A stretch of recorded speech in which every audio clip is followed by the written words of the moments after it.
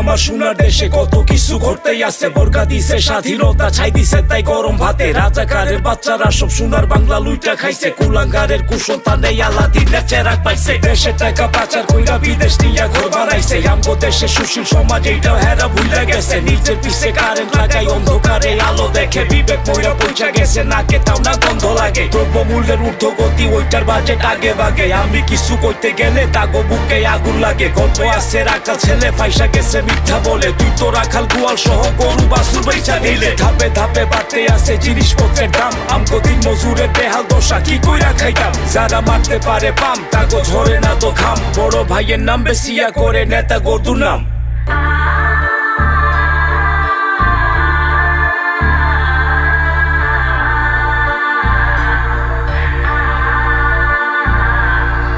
এই নষ্ট সমাজে যত নষ্ট